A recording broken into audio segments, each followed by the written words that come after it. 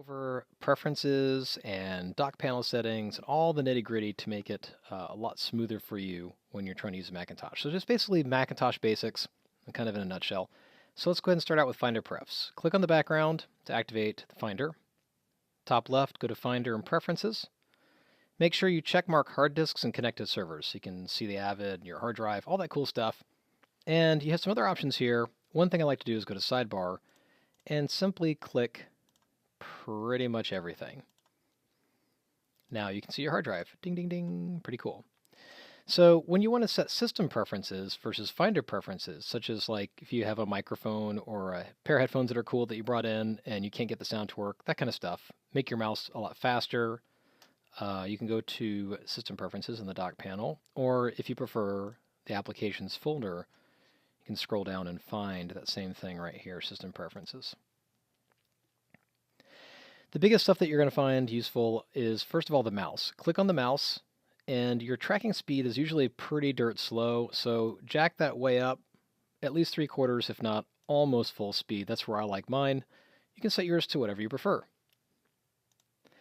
Clicking this little dial pad will show you all the system preferences for the entire computer. If you go to sound, you'll have various options. Go to output or input, combination of the two, and instead of selecting the default internal speakers for input-output, for example, I'm using a headphone Razer Kraken 7.1, you can select that or the headphones you have plugged in. That's about it for that. So a couple little quick things. Now that your hard drive is being displayed, double-click it, and this thing called the sidebar has an applications folder. It's kind of like start programs on a PC, Windows machine when you're trying to find all the apps. If you select it, you can see all the applications, but it's really clunky and hard to find stuff. So if you right-click in the sidebar right here and click Add to Dock, bam, it adds it to the dock panel at the bottom. You do the same thing for downloads, etc., etc. And anything to the right of this little mark means that it's a folder, like an application folder, downloads, movies, music, photos, those kind of things. Everything to the left is the actual application. So if you go to Applications and let's just say, for example, single-click the folder for Lightroom and drag and drop the icon and wedge it in between a couple other ones, you can now move this anywhere you want and really customize it. So I like GarageBand to be there, Logic Pro, all that kind of stuff.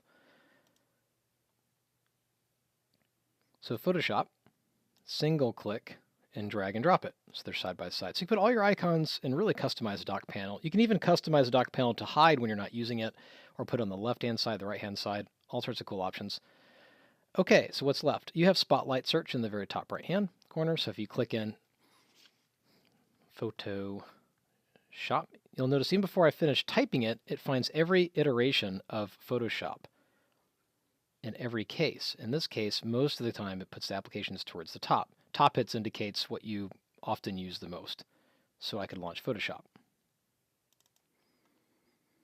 Now, let's say you have an application that's up and running and you try to close it, you try to quit after you're messing with the photograph, and it saves it, you're pretty cool with that, but it won't quit the program. There's a little hidden feature on the Mac where you right-click and instead of quit, you can hold down the Alt key and you have this option called Force Quit, which essentially boots the product off your computer completely. So if you ever get stuck, you can always do that before you log off.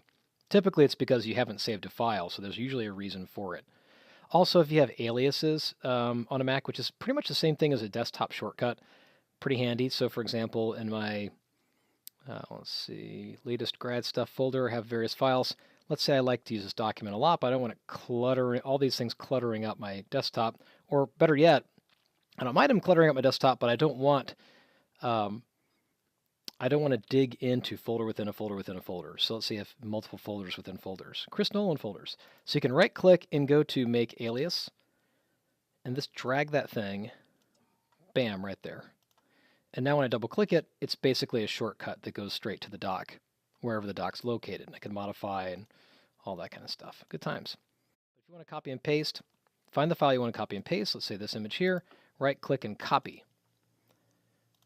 Exit that little product, and then right-click and paste. So it's very similar to PC. It's just the shortcuts and hotkeys are slightly different. The terminology is a little different as well.